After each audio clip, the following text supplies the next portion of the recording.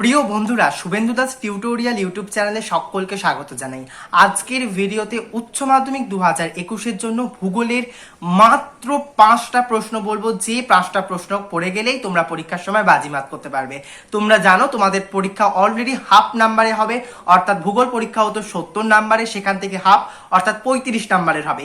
সেখান থেকে মাত্র 5টা প্রশ্ন বলবো। এই 5টা বড় প্রশ্ন তোমরা যদি পরীক্ষায় পড়ে যাও তাহলে অবশ্যই তোমরা লাভবান হবে। এর সাথে সাথে আরো যে সমস্ত শর্ট প্রশ্ন এর আগের ভিডিওতে আমি তোমাদের সামনে তুলে ধরেছি, পরবর্তীকালেও আরো ভিডিওর দ্বারা তোমাদের সামনে ছোট প্রশ্নগুলোর উত্তর সহ ব্যাখ্যা এবং বিশ্লেষণ তোমাদের সামনে তুলে ধরবো।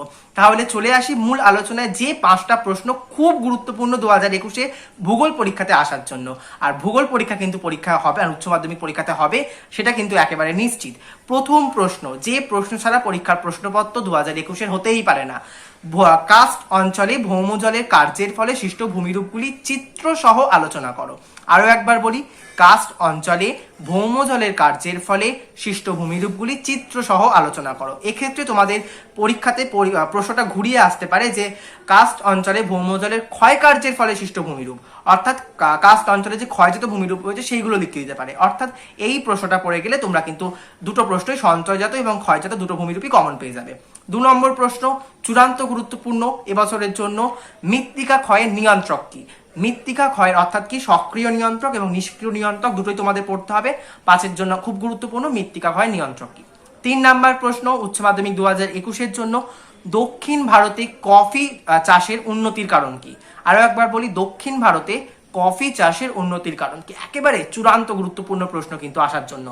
পরবর্তী দাগের প্রশ্ন, 4 নাম্বার দাগ, উচ্চ মাধ্যমিকের জন্য তোমরা পড়বে, নাতিশীতোষ্ণ ঘূর্ণবার্তে জীবন চক্র বর্ণনা করো।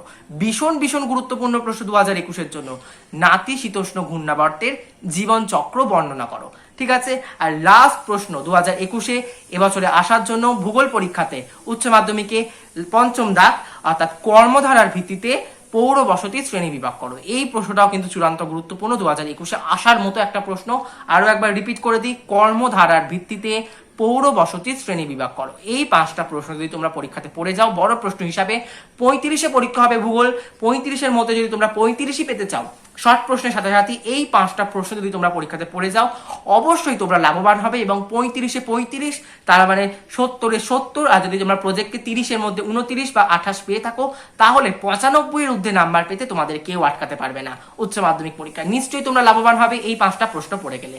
দেখা হবে পরবর্তী ভিডিওতে, ততক্ষণ সবাই খুব ভালো থেকো, ধন্যবাদ।